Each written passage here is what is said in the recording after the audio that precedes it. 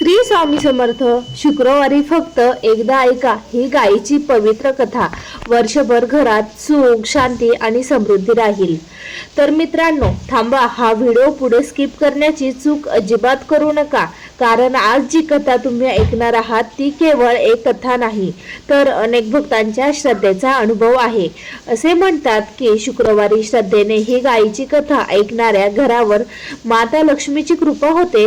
घरातील अडचणी हळूहळू दूर होतात, मनातील भीती कमी होते आणि कुटुंबात सुख, शांती आणि समाधान वाढू लागते.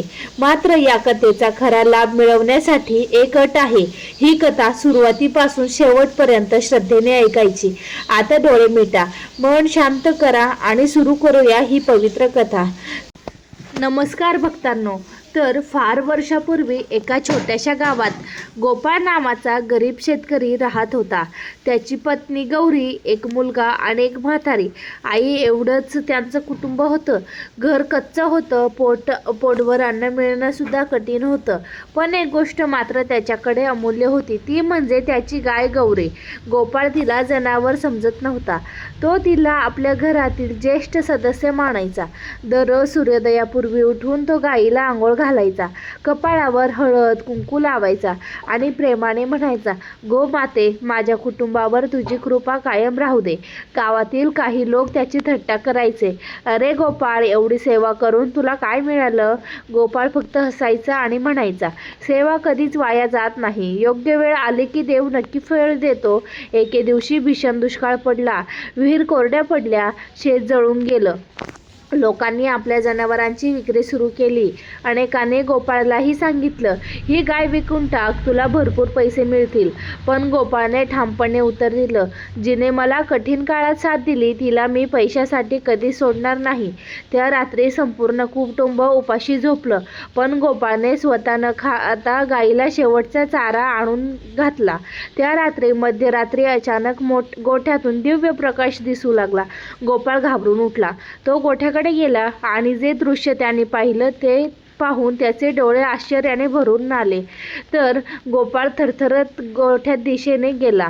गोठ्याचे दार उघडत त्याच्या डोळ्यावर विश्वास बसला नाही. संपूर्ण गोठा एक तेजस्वी प्रकाशाने उजळून गेला.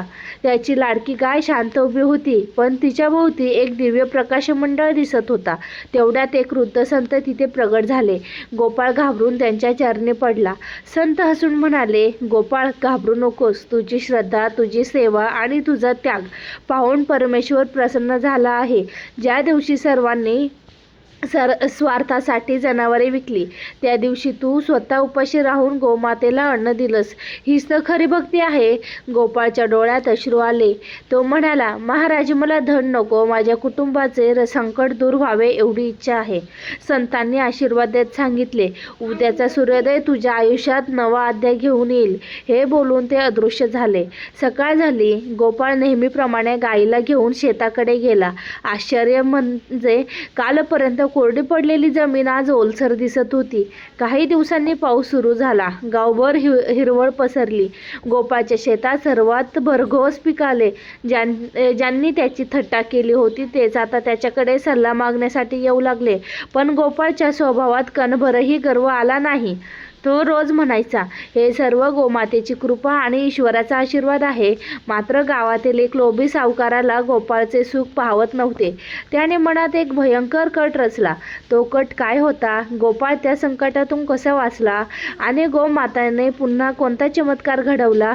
हे पाहण्यासाठी व्हिडिओ शेवटपर्यंत बघा. तर मित्रांनो, गोपाळच्या शेतात भरघोस पीक आले. त्यांच्या घरात आनंद, समाधान, भरभराट दिसू लागली. पण प्रत्येक चांगल्या गोष्टीकडे मत्सराने पाहणे काही लोक असतात. गावातील श्रीमंत सावकार रघुनाथला हे सर्व सहन होत नव्हते. तो मनात म्हणाला, हा गरीब शेतकरी एवढा सुखी कसा झाला? याचं रहस्य शोधल्याशिवाय मी स्वस्थ बसणार नाही. एक रात्री त्याने 2 माणसांना गोपाळची गाय चोरून आणण्यास सांगितले. मध्यरात्र झाली. सर्व गाव झोपेत होते. दोघे चोर हळूच गोठ्यात शिरले, पण त्यांनी गायीच्या गळ्यातील दोरी पकडताच गोठ्यात प्रचंड तेज पसरले. चोरांचे डोळे दिपले, ते घाबरून खाली पडले. त्या क्षणी गाय मोठ्याने हंबरली. तो आवाज ऐकून गोपाळ गावकरी धावत आले. चोर रडत रडत म्हणाले, आम्हाला माफ करा, लोभामुळे आम्ही मोठी चूक केली.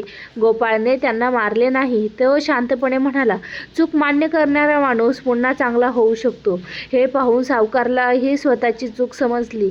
तो गोपाळच्या पायाशी पडला आणि म्हणाला, मला क्षमा कर, धनाने सुख मिळत नाही हे आज मला समजलं. गोपाळ हसला. खरं धन म्हणजे श्रद्धा, प्रामाणिकपणा आणि दया. त्या दिवसापासून संपूर्ण गावात गोमातेचा आदर वाढला. लोकांनी जनावरांची सेवा सुरू केली.